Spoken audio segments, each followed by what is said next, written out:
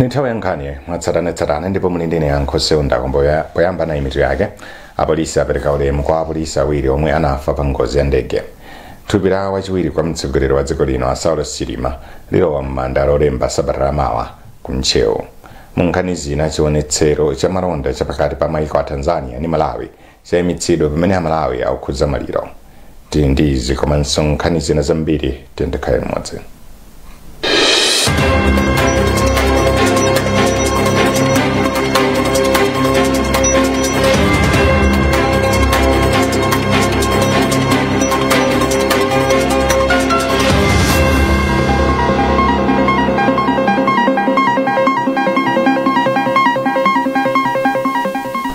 Mkulu wa polisi mdziko muno Marilyn Yolam anatsogolera apolisi popereka ulemu kwa apolisi awiri Inspector Chisomo Chimaneni komanso othandizira Commissioner Lucas Kapeni omwe amwalira pamodzi ndi wachiwiri kwa mtsogoleri wa dziko lino Saulo Chilima pa ngozi ya ndege imene inachitika lolemba. Mwambo unachitikira mu mzinda wa Lilongwe. Dave Kalilombe omwe anayimirira ofesi ya wachiwiri kwa mtsogoleri wa dziko lino pa mwambo atapolisiwa anali odziwa ntchito yawo. Assistant Commissioner Kapeni omwe nali guard commander akhala kugwira ntchito kumene kuyambira 2015 mpaka na pano. Inspector Chimaneni agwira ntchito kuyambira 2014 mpaka na nthawi ino. Anthu amene anali okhulupirika odziwa ntchito yawo ma professional oti amalumbira kuti azafera limodzi ndi bwana wawo kapena azatha kufa kuteteza moyo wa bwana wawo chokhumudwitsa kuti onse apitira limodzi ife ndife odandaula. Oyimirira akubanja kwa Kapeni Amadaliso Kazombo ati ndodandaula kwambiri chifukwa cha imfayi. Kungokhudzika ifani mwana amene anatumphuka anali wanthete obadwa ndi 78 lero anali zaka 46 watumphuka adaphunzira bantu ntama primary school kupita kwa chulu kudzama ntchito polisi ndikuonetsa chitsanzo chabwino kuti nzotheka mwana wakumudzi kulimbikira kudzakhala munthu odalika ku dziko. So taluza fenge tikasungu chifukwa ni mwana amene timadalira kuti pati dzungu lophimbira mwana wathu wapita zowawa kwambiri. Nduna ya zofalitsa nkhani ya Moses Konkuyo alengeza kuti thupi la yemwe anali wachiwiri kwa mtsogoleri wa dziko lino Saulo Chilima aliyika m'manda lolemba sabata ya Mmawa kumudzi kwawo ku Mchewu. Akonkuyo ati thupi la Chilima lichoka kumalo osungira matupi lachisanu ndipo adzapita nalo ku St Patrick's ku area 18 mu mzinda wa Lilongwe kumene kukakhale mwambo wa mapemphero. Pakadali pano thupi la mmodzi wa anthu amene amwalira pa ngozi ya ndegeyi Abdul Lapken aliyika m'manda kumudzi kwawo mboma la Mangochi. Anthu ochuluka adakhamukira mmudzi wa achapola kwa mfumu yayikulu Chimwala mbomali kumene thupili lalowa m'manda. Yohani Simon walemba ripoti ili. Thupi la Lapken adalitenga kuchokera mboma la Lilongwe kummawa alachitatu ndipo lidafika mboma la Mangochi nthawi sadakwane thukuloko kumasana ndipo adalitengera ku nyumba yawo asadalitengerenso ku skulu ya primary ya Mpale kumene mwambo onse udachitikira. Poyankhula m'malo mwa anamfedwa ajiwa Iradu anati banjali lataya chiphona. Aladu anati Lapken adali mwana yekhayo m'banjamu kotero kuti imfa yawoyi yakhudza kwambiri banjali. Iwo adathokoza boma kamba kolola kuti thupi la Lapken akalike kumudzi kwawo malingananso ndi chikhulupiriro chawo. Mawu ake mfumu yayikulu Chowe imene idayankhula m'malo mwa mfumu yayikulu Chimwala idati imfa ya Lapken yalanda boma la Mangochi mwana wawo yekhayo amene adali odalirika amenenso amagwira ntchito ngati mulangizi wa mafumu mbomali. Nduna yona za ubalo wa dziko lino maiko ena Anansi Tembo amene anayimira mtsogoleri wa dziko lino anati boma ndilokhuzidwanso kuti lataya munthu amene adali odziwa ntchito yake komanso odalirika. Kudzapepesa kwa akazawo ndi ana abambo Lapken mai yawo Lapken anali mwana womudzi yekhayo tibanja lonse la Lapken mafumu akuno ndi anthu akuno. Inenso mwini kupepesa chifukwa Lapken anali ngati wachibale anali munthu ndithu namudziwa kalekale ndipo munthu odzipepetsa munthu olimbikira ntchito munthu okonda dziko lake. Anthu amene adakhamukira kumwambowu adalephera kudzigwira pamene thupi la Lapken limafika pa skulu ya primary ya Mpale pamene mwambo onse udachitikira. Lapken amene amwalira ali ndi zaka 56 amagwira ngati oyang'anira ntchito wa Achilima ndipo amwalira ali ndi mkazi komanso ana asanu ndi mmodzi. Ndipo chipani cha UTM chiti nkofunikira kuti pachitidwe kafukufuku pa chimene chidachitika kuti ndege imene Achilima komanso anthu ena asanu ndi atatu igwe. Akuluakulu a chipanichi afotokozera Nkhani mu mzinda wa Lilongwe kuti imfa ya Achilima amene adali mtsogoleri wa chipanichi yasiya otsatira chipanichi pa mavuto. Pempho lofuna kuti pachitike kafukufuku pa imfazi likudza pamene mabungwe enanso mdziko muno akhala akufotokoza zomwezi. Wezi Gausi afotokoza zambiri. Pankumano watu Nkhaniwu panali otsatira a chipani cha UTM ochuluka amene anabwera malingana ndi Apatirisha Kaliati. Chipanichi ndi chodandaula kuti mtsogoleri wawo waluza miyoyo wake. Iwo ati izi ndi zofunikira kuti boma liyambe kuchita kafukufuku mwa msanga ndi cholinga chokuti anthu adziwe zimene zinapha Achilima. Ngati chipani tikufuna tipemphe akatswiri amene amadziwa zofufuza za ngozi za ndege, mabungwe amene si aboma, maboma akunja kuti atithandize kafukufuku.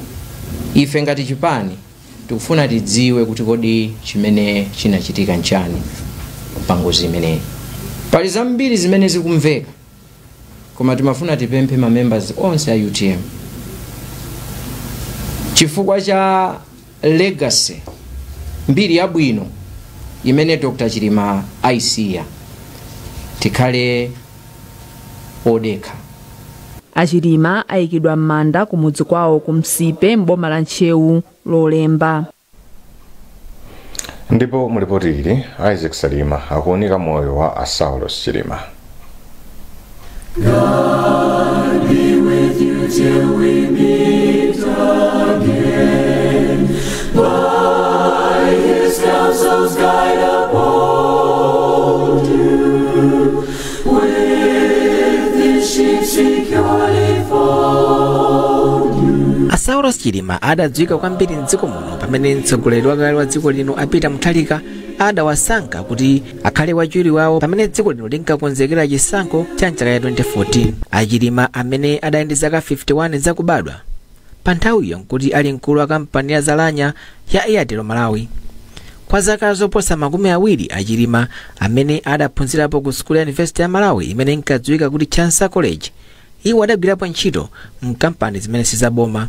Ulendo wawo oyambirira pa nkhani za ndale umene udayamba chaka ya 2014 kukathira chaka ya 2019 sunali wabwino kwenikweni malinga ndi kuti kanthawi kena iwowa adakhulana ndi mtsogoleri wakale wa dziko lino apita muthalika. Mwezi wa Julai chaka ya 2018 Achilima adafotokozera Nkhani mu mzinda wa Lilongwe kuti iwo atuluka mchipani cha DPP ndipo akhazikitsa chipani chawo cha UTM. There comes a time in everyone's life when one has to bid farewell to personal comfort. Moyo uno nthawi imafika kuti munthu usiye ulemerero ndi kuchita zinthu zopindulira anthu ambiri. Ili ndi ganizo limene ndachita pakadali pano.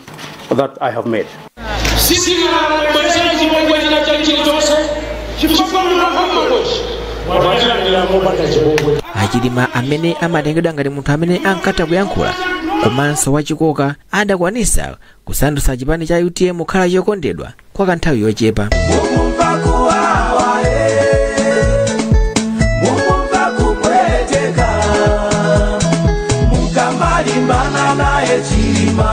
Misonkhano imene chipanichi chinkachitisa pa nthawiyo anthu ochuluka ankakhamugira.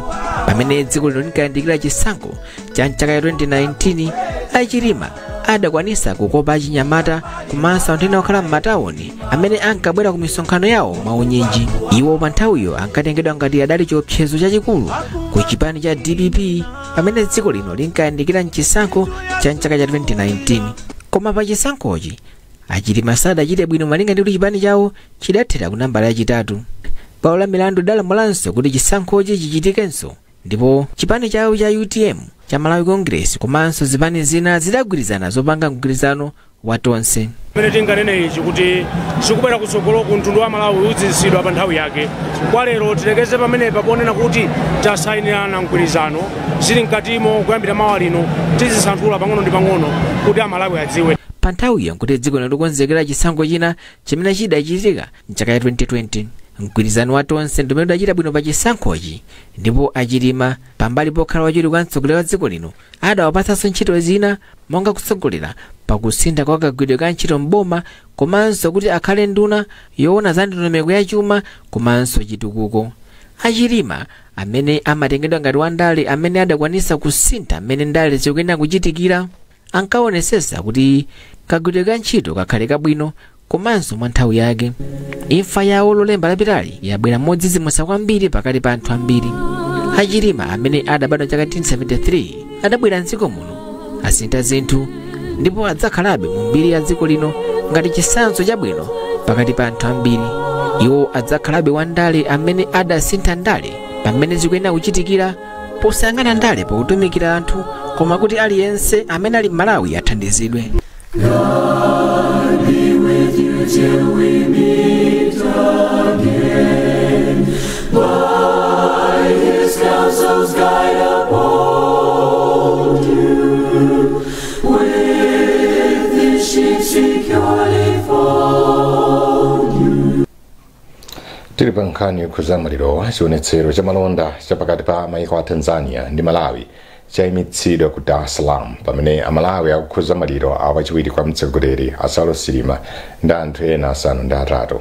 Kazembe wa dziko la Malawi ku Tanzania Andrew Mwenda walengeza izi pamene chionetserochi chimafuna kuyamba mdzikomo Lero. Chimwe mangazi afotokoza kuchokera mdziko la Tanzania. Iyi ndi imodzi mwa zipinda pano pa Hyatt Regent Hotel ku Dar es Salaam mdziko la Tanzania. Chipinda chimenechi chinali malo amene adakonzedwa kuti anthu ochita malonda osiyanasiyana amene adabwera ku msonkhano umene umatchedwa kuti Tanzania Malawi Trade and Investment Forum amayenera kuchita zokambirana zawo, koma kummawaku kudabwera kazembe wa dziko la Malawi ku Tanzania Andrew Mwenda amene adanena kuti sizichitikanso zokambirana zimenezi, msonkhano umene suchitikanso chifukwa chotili ngati dziko takugweredwa zovuta ndipo tili munyengo yolira masiku 21 amenewa chifukwa cha imfa ya wachiwiri kwa mtsogoleri wa dziko Saulo Chilima. Ndi izi ndi zimene adayankhula akumwenda titayankhula nawo. A president atapanga declare 21 day period yoti pange mone vice president ndi ajana tisiya pangozi ya ndege. Chinali chosakhala bwino kuti kunoko tizipanga forum yangati sizimagwirizana ndi mudi imene ili bonse. Ochita malonda osiyanasiyana akuyankhulaponso za imfa ya Chilima, wafotokoza kuti anali munthu amene adali ndi chidwi choonetsetsa kuti ntchito za malonda komanso chuma cha dziko chipite patsogolo. Tidayankhula ndi mkulu wa Malawi Confederation of Chambers of Commerce and Industry Adese Kambalami amene adafotokoza moti. Kwa ife kwambiri ngati munthu amene amatalimbikitsa, munthu amene amaoneka kuti mwaye kasamangoona kuti kodi ndikupanga chani, koma dziko langa ndingalithandize bwanji, chimene ndikupanga chichitha kutithandiza bwanji. So mutha kuona kuti anali munthu okunena kuti amamvetsa zofunika za business chifukwa choti wagwira in the business community. Koma atachoka pamenepo anaonanso kuti kodi ndingatokachita contribute bwanji kuma changes amalamulo ukulowa ndale kuti aone kuti kodi ndingalituka bwanji dziko langa. Kuyankhula kwa Andrew Mwenda akunena kuti chigawo cha kummawa kwa Africa chakhala mbali imodzi imene dziko la Malawi likuchita kwa malonda kwambiri, ndiye mkumano ngati umeneyo akonza kuti uchitike ndithu, komanso akuyang'ana kuti upite m'mayiko ena ngati Kenya komanso Uganda, kuti dziko la Malawi linali chikutse malonda komanso maubale okhuza kuyambisa malonda mu dziko la Saulo kupita chitsogolo. Tipitiriza upasirani nkhanizi mukatha kuonera izi.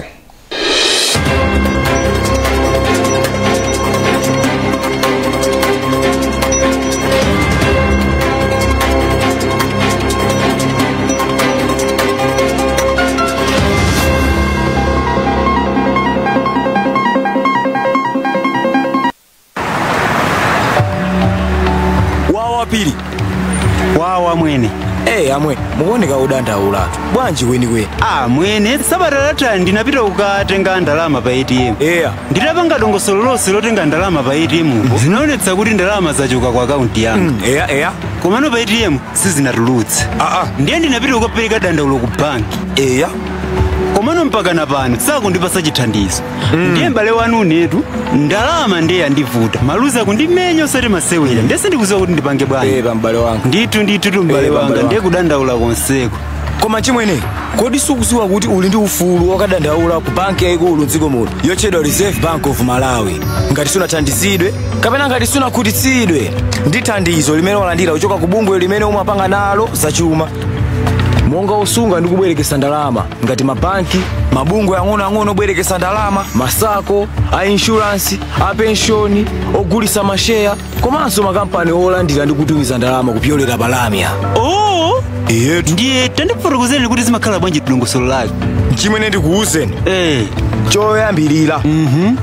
umayenera ukapereke dandaulo lako ku bungwe limene umagwira nalo ntchito la zandalamalo ngati iwe sukuti lako linachitika ku banki ndikuti dandaulo lako lipita ku nthambi imene imaona za anthu odandaula ku bankiko apo ayi munthu akuwayimbira foni ndipo akuthandizani ngati simunakhutitsidwebe ndi thandizo lomwe mwalandira ku bungwelo kadandauleni ku banki yayikulu mdziko muno Reserve Bank poyimba foni mwaulere pa nambala ya TNM komanso Airtel ku 459 kapena kutumiza uthenga ku complaints-handling@rbm.mw dziwani kuti ndi ufulu wanu kudandaula.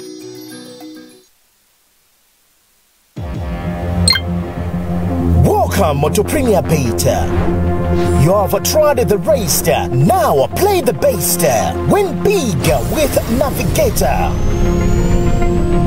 Watch your payout soar higher and higher, but cash out before your winnings fly away.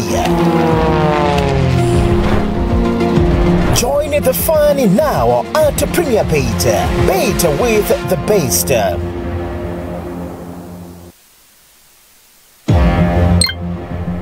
Welcome to Premier Beta.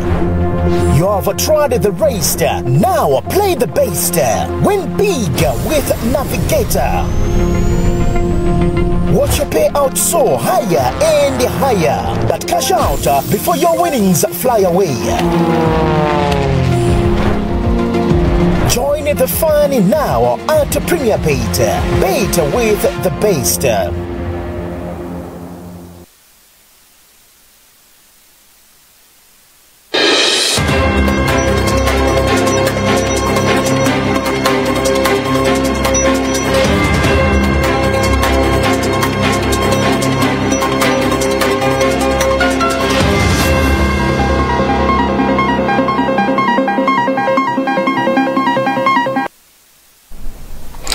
Chabwino tipite mu mzinda wa Lilongwe makamaka pa nkhani yogwirizana ndi maliro amene atigwera ndithu mdziko muno wachiwiri kwa mtsogoleri wa dziko lino Dr. Saulos Chilima komanso anthu ena okwanira 5 kuli mwambo wa misa mu mzindawo ndi anzathu ku Lilongwe ndokonzeka tipite kumeneko.